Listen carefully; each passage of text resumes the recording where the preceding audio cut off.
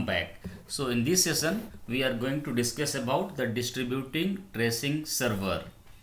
So at the end of the session you should able to know what is distributed tracing server, what is Spring Cloud Sleuth, what is Zipkin, implementing distributed tracing using Spring Cloud Sleuth, default sampler, RabbitMQ, Erlang, Zipkin, ELK Stretch, Kibana, how to install RabbitMQ, distributed tracing using Zipkin, what is Zipkin server, how to start, how to connect macro services to Zipkin, and how to use Zipkin UI dashboard. So first we need to know why you should go with distributed tracing. What is the need of the distributed tracing?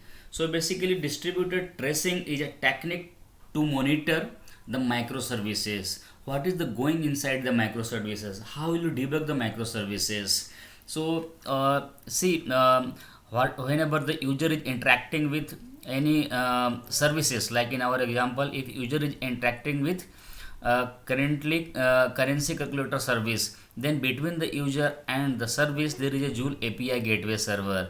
So request first going to the Joule, then it's coming to the currency calculator service, and from currency calculator service we are calling the currency exchange service.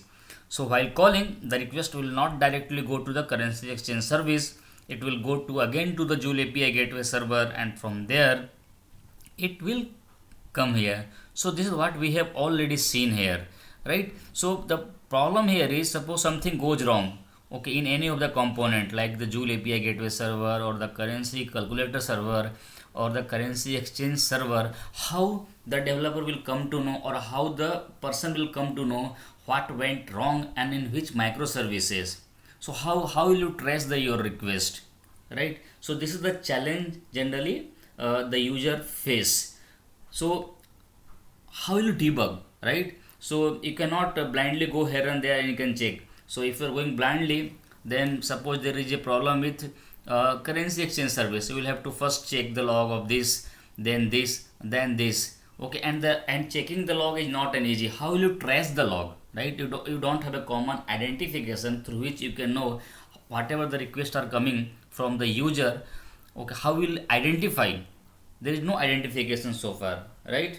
So what we need in a distributed tracing server, okay, you need a common place where the log of currency calculator service or the log of Joule API gateway server and the log of currency exchange service should be available in one place. So you need a centralized server. So centralized server is nothing, we term as a distributed tracing. So whenever you are putting all logs, all microservices log into a common place, common centralized server, then the term centralized distributed tracing comes into the picture. So this is all about the introduction of the distributed tracing server. So we will be using the Spring Cloud Sleuth with Zipkin to implement the distributed tracing server. So the Spring Cloud Sleuth basically is used to assign the unique ID to each and every request. So we'll see how you can implement the Spring Cloud Sleuth, and you can put the unique ID to each and every request. So we'll see here how the unique ID will assign to each and every log in each of the module. So we'll see in the next section how you can implement the Spring Cloud Sleuth. So if you have a time, see you in the next step. Bye bye.